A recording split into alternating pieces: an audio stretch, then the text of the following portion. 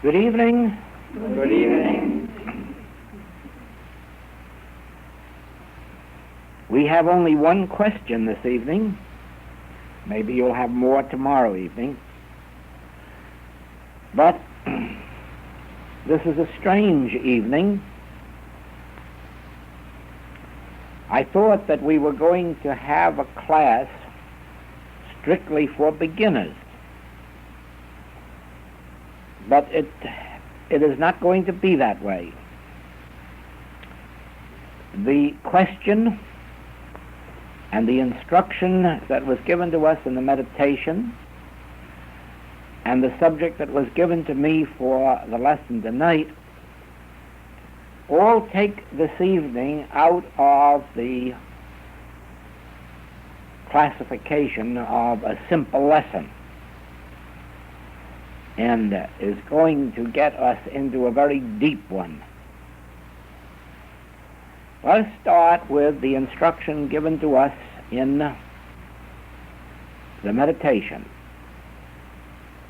And that is that we go within and pray that the Father open our ears and open our eyes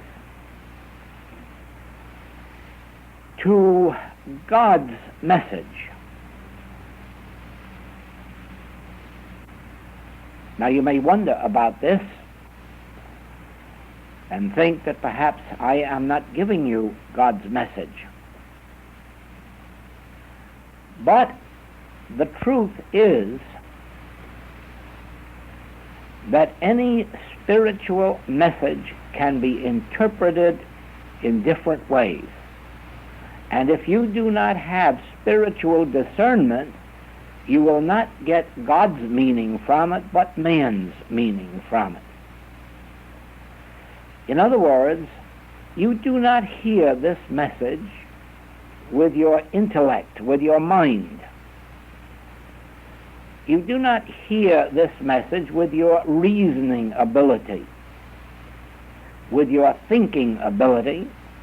You hear this message with your spiritual ear, and you see it with your spiritual eye, so that you receive the meaning that is in between the lines, or the hidden meaning behind the spoken words. And be assured that in a spiritual message there is always a hidden message.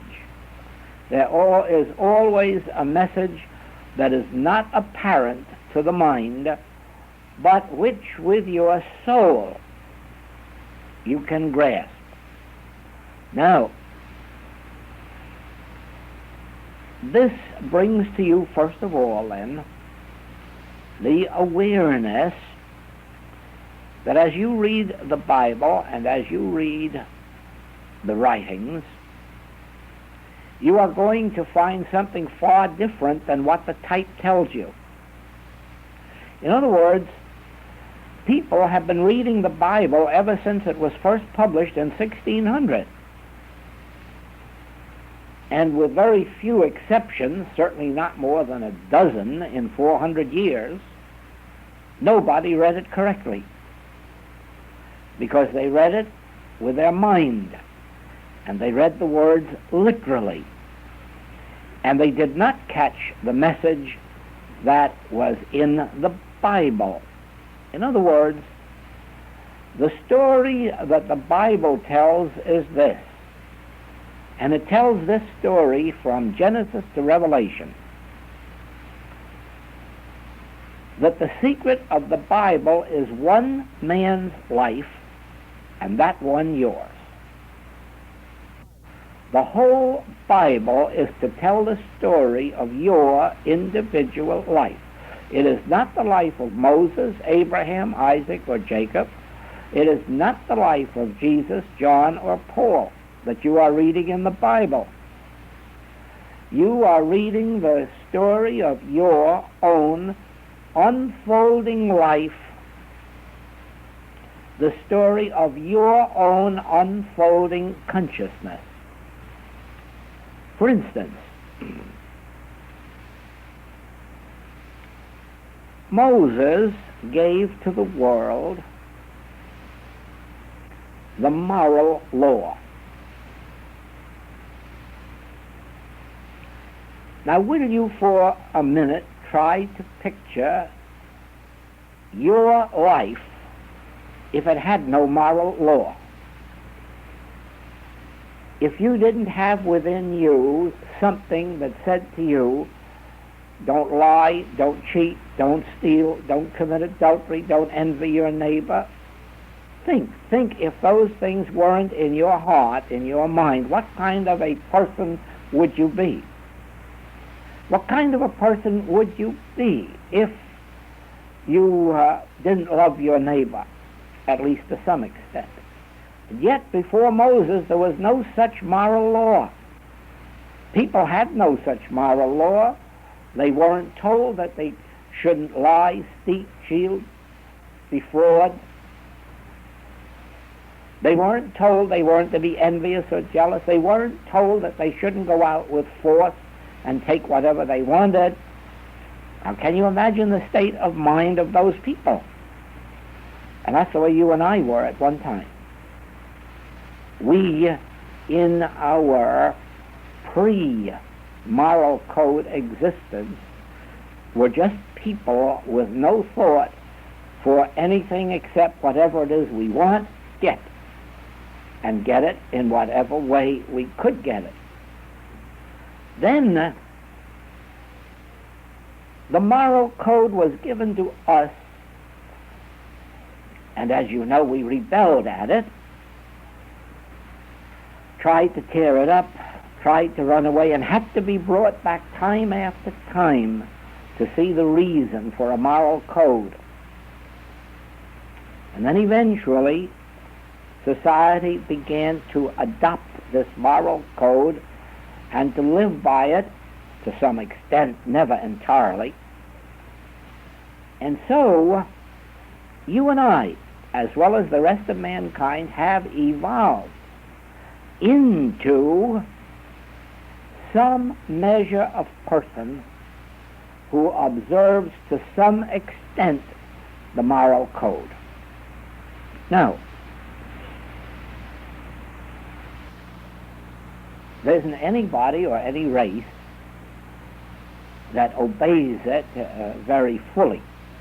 We are only at the early stages of our civilization where we are beginning to obey it. We still kill, even if we do it in war and therefore think that it's legal, or we kill in self-defense, or we're allowed to kill if somebody wants to steal our wallet. In other words, we have a very thin veneer of the social code. We're willing to break it if they give us a good excuse. Now, all of this history from Moses up to Jesus is one continuous evolving of the moral code in people until we get to Jesus' time, where we have the Pharisees who seemingly are living up to the moral code wonderfully. They are very obedient to it. And yet here Jesus takes us another step, or tries to. He failed, but he tried to. He tries to take us above being good, above obedience to the moral code. He tries to take us into the spiritual code, into spiritual realization, where we are no longer good, but where God is good through us. We are no longer evil because we have no capacity for evil. Now,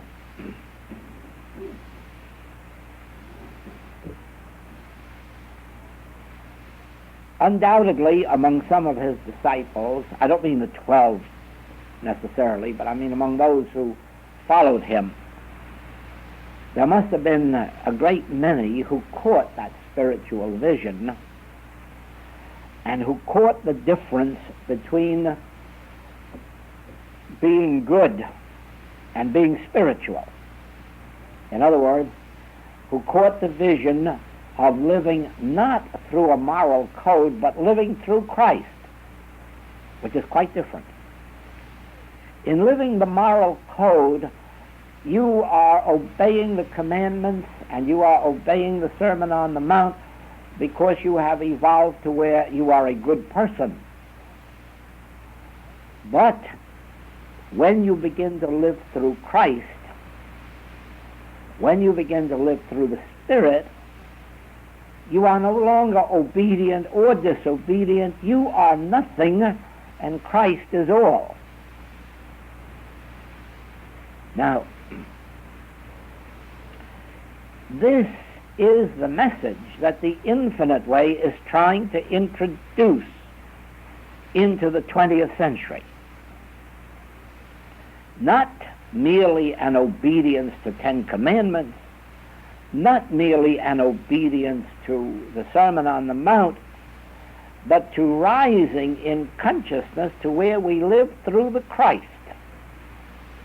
Not where we are good people, certainly not bad people, but we're not even good people, we're spiritual people. And we are trying to introduce a form of health that has only been known on earth one time before, and that was during the 3 years of Jesus' ministry and the 40 or 50 years or 60 or 100 years after his ministry, when it was carried on with some of the disciples, when we not only were not good by virtue of being obedient, good people, but where we were good in and through Christ, but also where we were not healthy by virtue of having a heart that beat so many times a minute, or a digestive system, or an eliminative system, or a muscle system, but where we were healthy through Christ, through Spirit, through truth. It is not a physical health. Now, in the early days of metaphysical work, all that we did was change a condition of bad health into a condition of good health. All we did was change a bad person into a good person. All we did was change a poor person into a person who had abundance. And this was all very good on the Mosaic side of life, under the law, but it is not what we are doing in the Infinite Way. In the Infinite Way, we are not changing bad health to good health.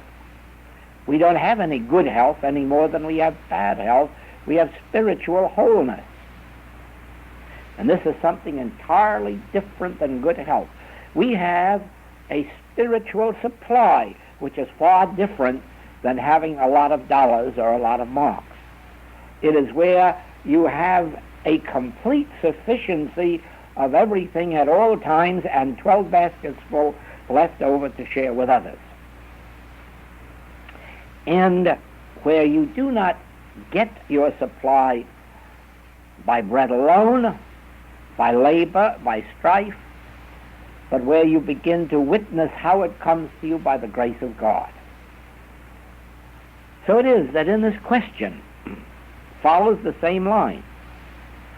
When we come together with people who do not know anything about the Infinite Way or any other mystical teaching, how are we to participate in their conversation, though we do not agree with their standpoint, without hurting them and our own integrity? Now, if you begin to understand that the human picture, even when it's good, isn't spiritual, it's still subject to being bad tomorrow. Even if your friends are talking about peace today, there can be war tomorrow.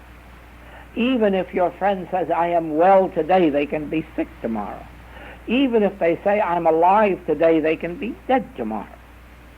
Once you begin to perceive that, you lose all interest in whether they say good things about this human world or bad things, because the good things and the bad things are equally a part of the illusion, equally a part of unreality and changeable.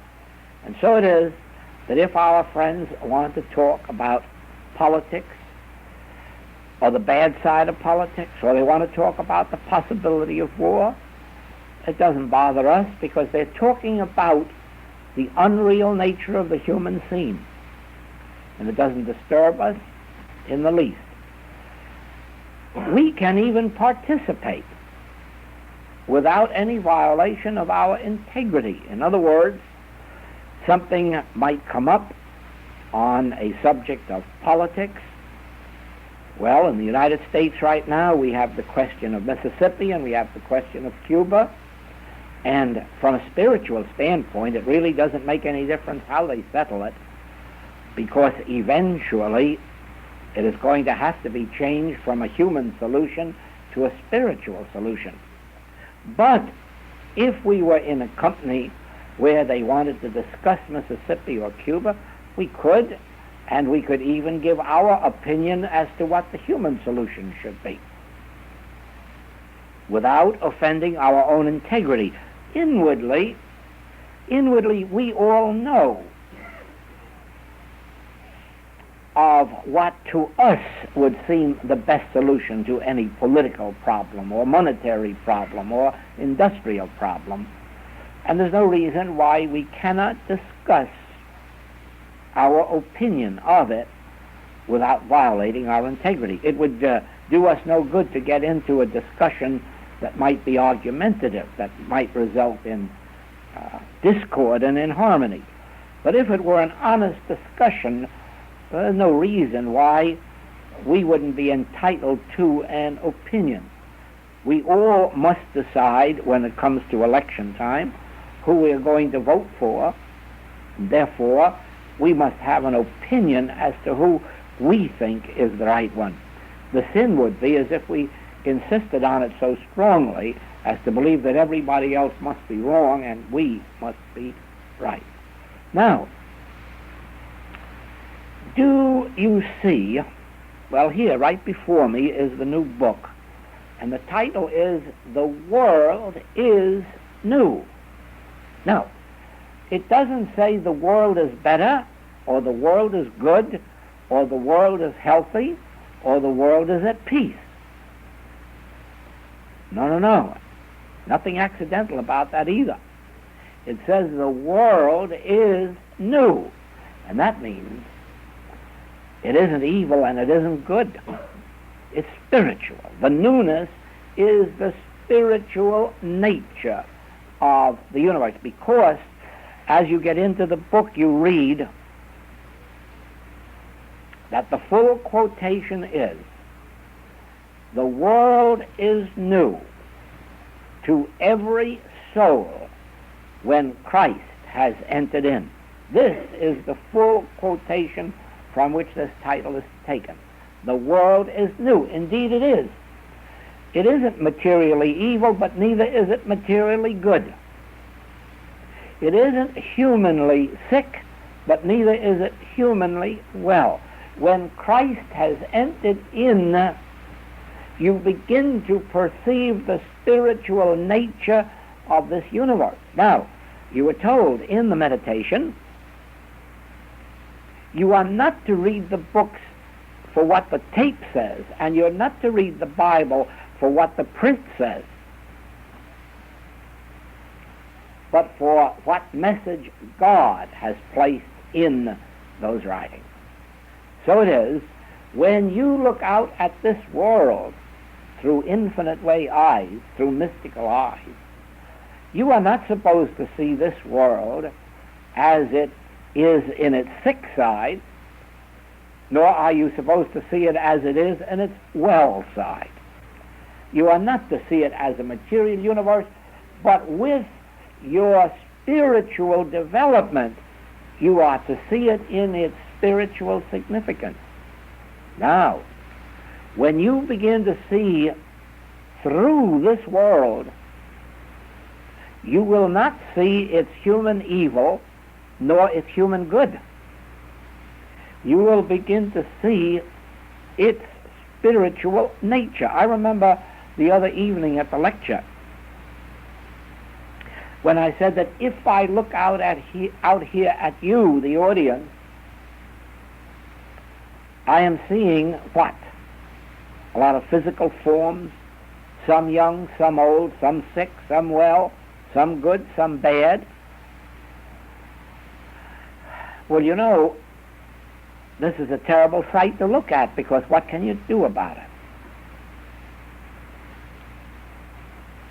But this is not the way I see an audience. I see the spirit, the soul of them. That part of them which was never born and will never die. That part of them which is eternal. That part of them which is not a fallen man and never has fallen. I see and feel a spiritual bond with the soul of people. I don't care what they look like physically, and I really don't care much what they are physically, mentally, morally, or financially.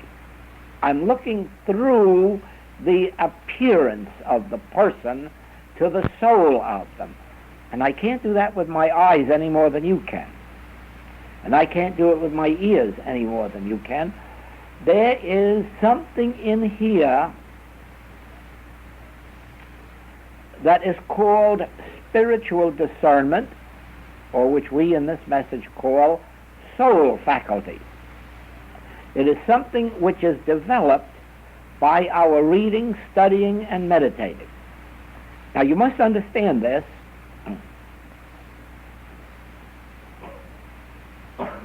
As radical as it may sound, every individual in the world has the Christ at the center of their being. Now, I don't care whether the person is close to death. I don't care if the person is depraved in immorality. I don't care if they're lost in poverty. I don't care if they're going onto the gallows a minute from now. The Christ is within them. No person has ever come to earth without the full Christ within them. Now, those who have evolved in any way spiritually know this and can behold the Christ within the individual, the soul, the spirit that is within the individual. And it is this ability to see it in people that awakens it in them. In other words, if I see you with my spiritual eye, and I see your spiritual nature and the Christ of your being, you don't understand why you can't possibly know. But all of a sudden you begin to like me and to trust me and to enjoy my company.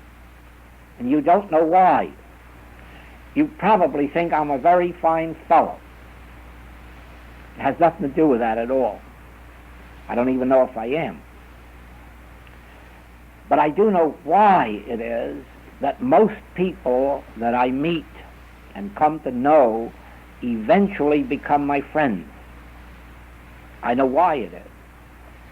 It is because I am not looking at them as if they were a male or a female, or a good one or a bad one, or a rich one or a poor one. I am seeing in them the soul that God planted there in the beginning, the Christ. And the great secret is we all love that. We all love to be understood. And we all know that nobody understands us. Not even our mother and father understands us. We are something so exclusive that nobody understands us. Then I come along and I see your soul, and you know I understand you, and so we become friends. Okay? And it is true. You yourself, even if you have never been told that the Christ dwelleth in you, you know there is a part of you that nobody understands or can reach. Even when you do wrong, you know it is not you doing it, that there is a part of you that wouldn't allow you to do it if it could control you and stop you. In other words, we all know that inwardly we are perfect. Nobody else agrees on that about us. Everyone knows our faults. Oh, everyone. And in these days of good psychologists, I guess we don't have any secrets from the world. They know every wrong thing about us. But nobody seems to understand that we're really perfect. Nobody but ourselves. The reason we know we're perfect, we know there's something inside of us that really is perfect, even though our human conduct doesn't always live up to it. That's why sometimes we suffer from our human conduct, because inwardly we know how much better we are than our human conduct. Now, the very moment that you develop inside of you the spiritual gift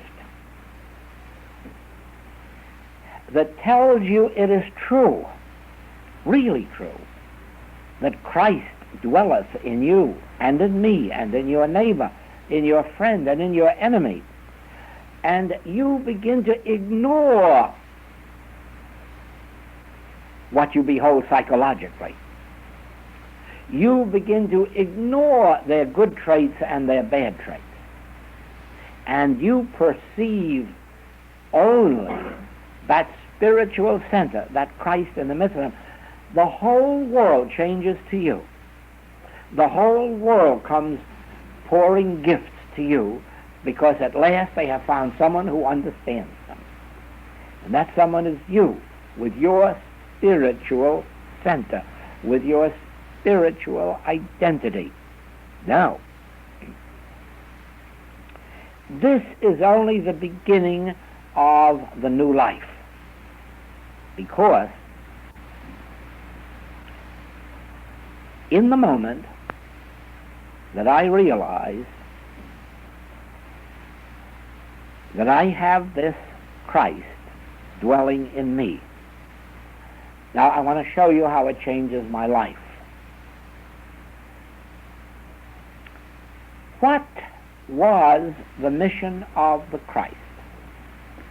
What did Jesus announce as the mission of the Christ? I have come to heal the sick, to raise the dead, to feed the hungry, to forgive the sinner, to preach the gospel.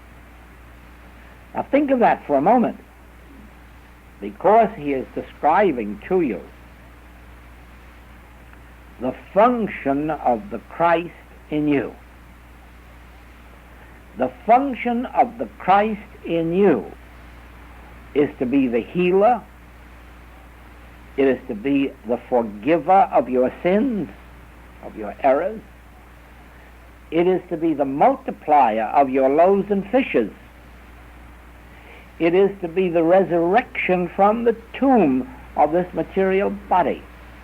If this body has been wrecked in health or in morals or in finances, then this Christ that dwelleth in you, its function is to raise up again, restore the lost years of the locust, resurrect your body into newness of life, resurrect your home, resurrect your fortune, resurrect your body. Anything that pertains to your life is to be resurrected by the Christ that dwelleth in you. Now, you begin to see what I mean when I say that what we are trying to teach in the message of the infinite way is that you should live by Christ, by the Spirit that dwelleth in you. In other words, place your full hope and reliance and faith on the Christ that dwelleth in you to be your provider, provider of health, provider of supply, provider of companionship, provider of home, provider of every good thing. And then you are no longer living by bread alone. You are no longer living by dollars and marks. You are no longer living by human friendships. You are living by Christ. You are living through Christ. You don't look to your heart to support your life. You look to the Christ to support your heart. You don't look to your digestive and eliminative system to keep you healthy. You rely on your Christ to keep your digestive and eliminative system in order. In other words, you're not living through the body, you're living through Christ, and Christ functions your body. But, you see, you must make the transference from a good body or a bad body, a sick body or a well body, and transfer yourself back to living in Christ and through Christ. You stop thinking in terms of your pocketbook with a lot of marks or a few marks, and you start saying, no, I'm living through Christ. And then there'll always be enough marks and 12 baskets full left over, because the Christ never stops at supplying our need.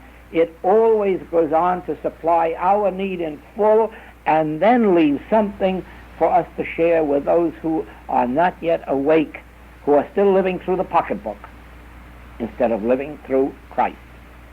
Now,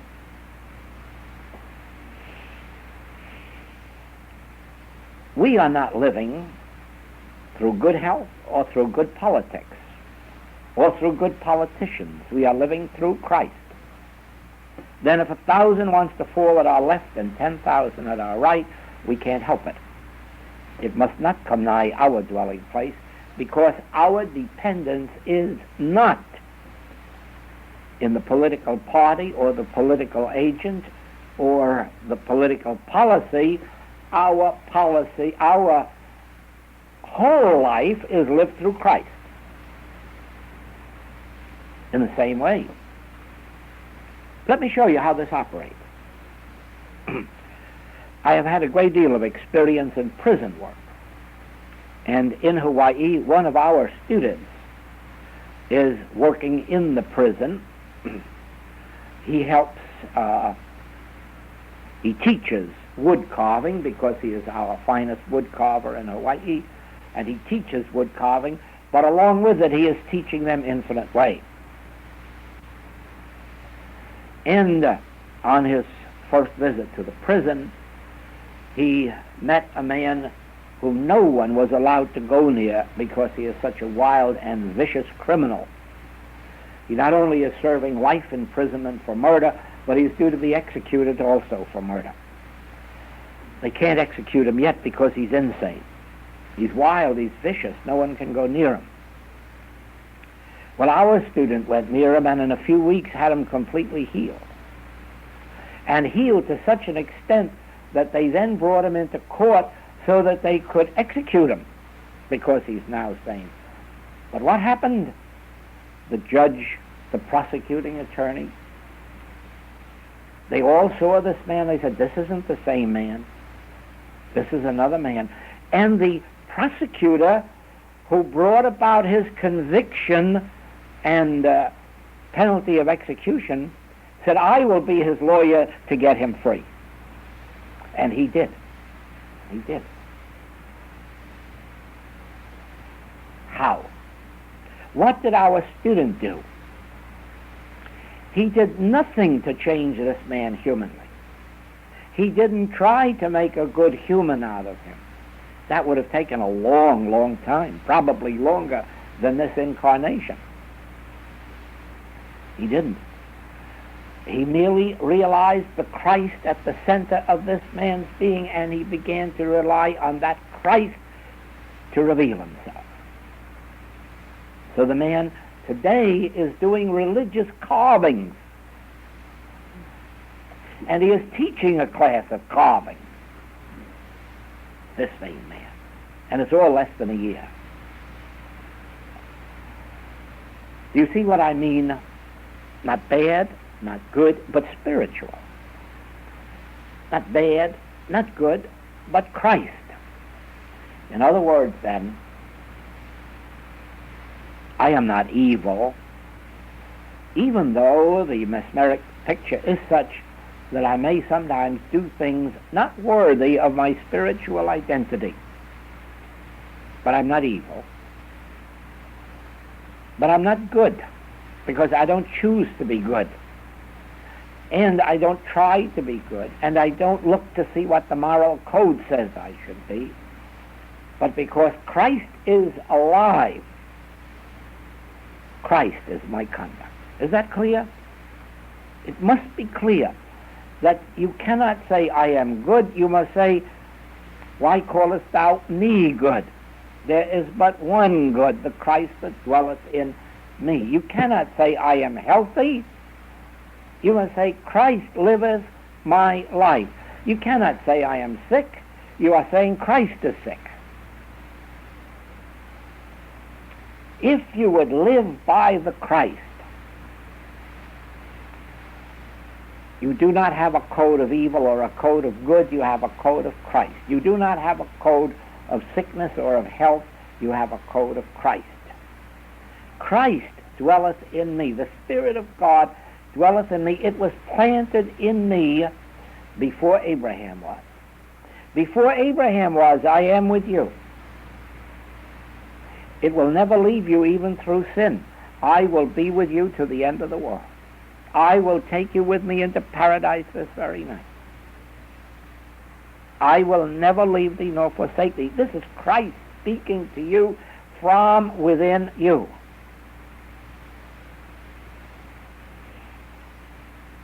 The whole message of the infinite way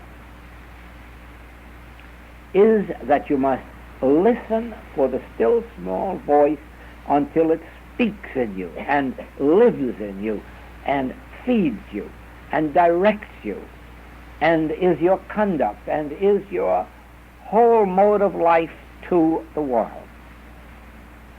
Through Christ I know that Christ dwelleth in you. Through Christ I know that you are eternal, immortal beings. I don't know it by reading books. I don't even know if the books are true. We have found so much wrong in books, even in the Bible. So many lies put in. How do you know what's true and what isn't true? But through Christ I know what life is. Through the Christ that dwelleth in me, I know you. Through Christ that dwelleth in me, I know the nature of your being, even when it is this criminal in the prison. If we judge by appearances, then we have good and bad. Then we have sick and well. Then we have live and dead. You don't find any of that when you are beholding through Christ, through your spiritual center, through your spiritual discernment, through your soul faculties. And all of your studies and all of your meditations are parts of the opening and the development of your soul faculty. Every treatment you receive is an opening of those soul faculties. Because every time anyone looks at you or thinks of you and ignores the human appearance and bears witness to the Christ of you, it is opening your soul center that much.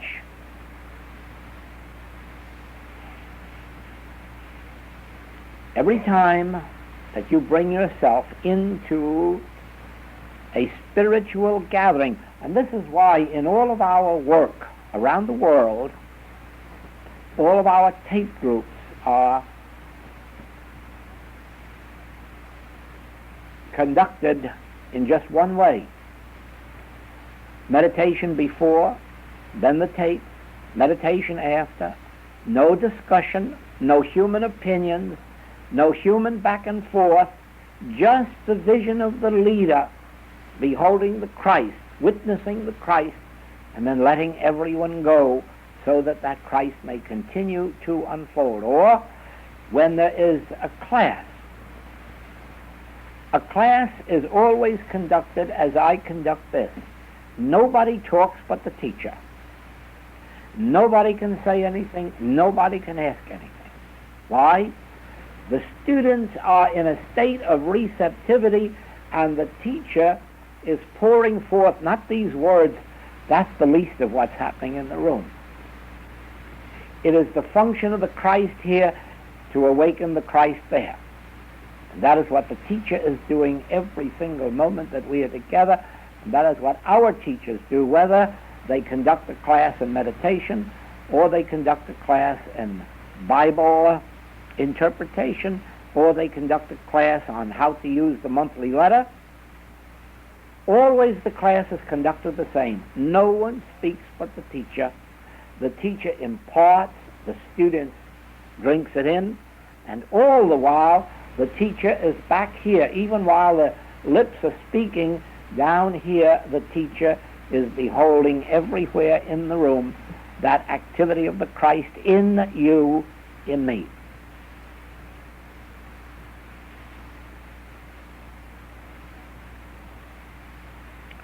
That is why we need no human tie to bind us together, no memberships. Love is what binds us together. And what is love?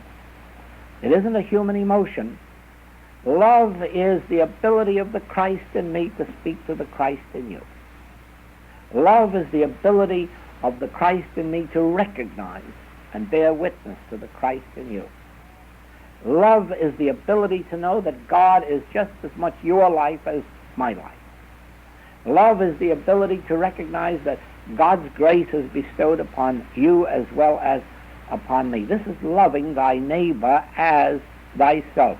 Every truth that I know about me is the truth I know about you, and that's how I love you.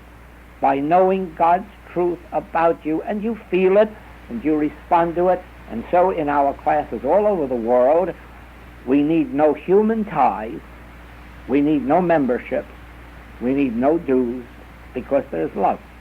There's the understanding of our mutual Christhood. And that's the bond between us.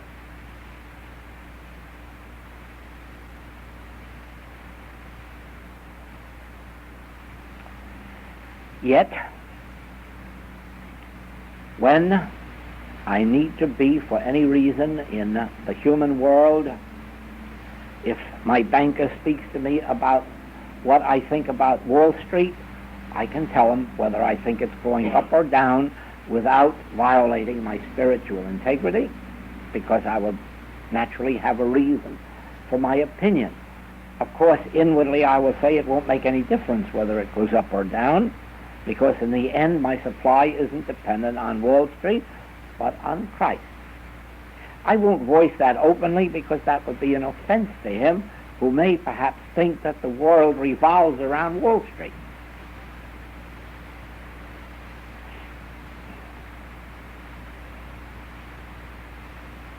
We speak of politics in the States, and I am asked, sometimes I speak for businessmen's organizations, and they ask opinions about this or that, knowing that I travel a great deal, and I have my preference of political candidates, but then secretly I say it really doesn't make any difference, because man whose breath is in his nostril isn't going to be good anyhow once he gets in office. So our fate will have to be dependent on Christ, not who gets in office. See that? The Master called it, what? Suffer it to be so now. Render unto Caesar the things that are Caesar's. But always remember down here, the appearance world isn't the important world. Living by bread alone, or dollars or marks, isn't true. Living by Christ is. Judging our health by the state of our blood pressure or the state of our heart is not a very spiritual activity. Our health is to be gauged only by the degree of our living through Christ. And knowing the function of Christ in us. Now you go back and read the New Testament and see what Jesus said about his function on earth, and then you will know what the function of the Christ is in you, because he said that would be so unto the end of the world.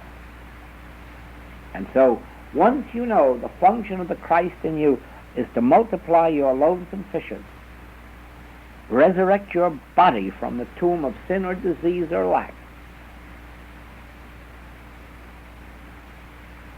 provide you with your companionships or your home, once you recognize that it's the function of the Christ in you to do this, it is not the function of man whose breath is in his nostril, not even our closest relative. It is the function of the Christ in us to do that for us. This is living through the Christ. This is the real meaning of the message of the infinite way. It is not merely a metaphysical practice of turning lack into abundance or turning sickness into health. It is actually bringing about the new world in us, for us, through us. And the way, when Christ has entered in, the world is new. When you begin to realize, I live by Christ, I do not live by bread alone. I do not live by money. I do not live by friendships. I do not live by food. I do not live by climate. I do not live by anything. I live by Christ. Christ is the life of me. Christ indwells me. Christ is the resurrection in me. Christ is my eternal life. Christ it is that says, I am come that ye might have life and that ye might have it more abundantly. This is the function of the Christ in you, that you might have life and that you might have it more abundantly. And it will do this for you if you will stop thinking in terms of bad health, good health, little supply, lot of supply. Think only in terms of the Christ measure, which is infinity.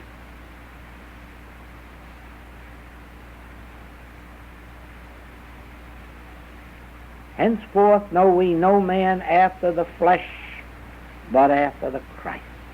Do you understand that now? Henceforth know we no man after the flesh. Henceforth know we no man by whether he's well or sick or rich or poor. Henceforth know we no man after whether he's white or black or up or down. Henceforth know we Christ as individual man. Christ as dwelling individual man.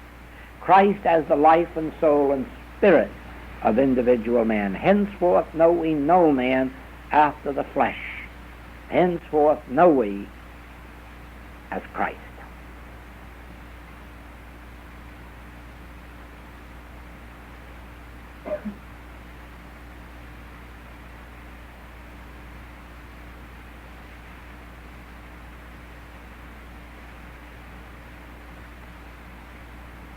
Now we go back again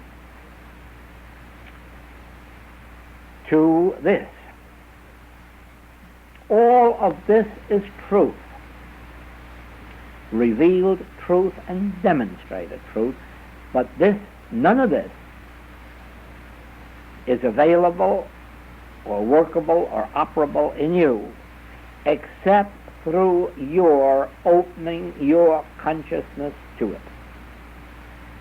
It can be revealed to you as the Master revealed it to the Hebrews of old, but he couldn't force it on them.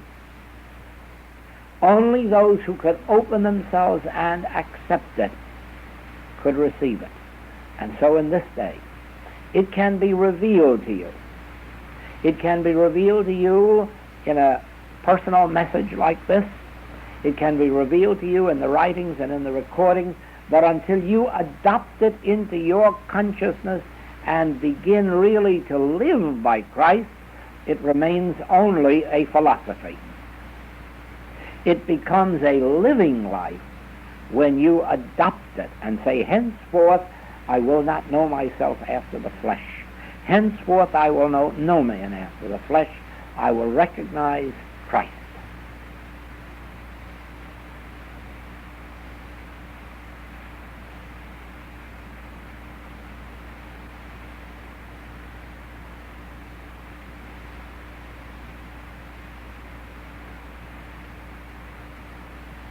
Ah, yes? Then you must take the next step. And you must realize that the Christ by which you live, this Christ is governing your cats and your dogs and your birds, your family, your business, your art, your profession. You can't hug it to yourself as if it were only there for you. You have to witness Christ functioning the life of your cats and dogs and birds. You have to witness Christ functioning the life of the beasts in the forest. You have to witness Christ living the life not only of your friends but of your enemies, maybe more especially of your enemies, in order to make it operable in you, to make it function in you. You must behold the Christ. It isn't something that's just doing something for me. Christ isn't a personal possession. Christ is that which animates this universe. It animates your garden. It animates your farm. We live by Christ. Every detail and every department of our life is governed by Christ. It governs the weather. It governs the climate. When we know this truth, if we don't, the weather and the climate govern us.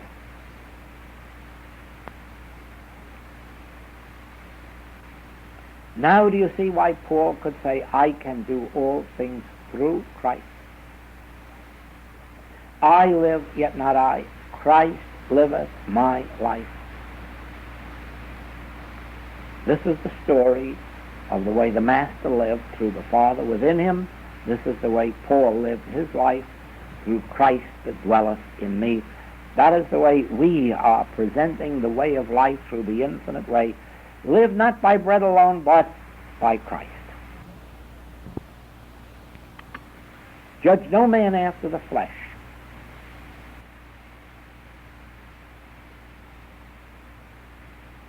Thank you.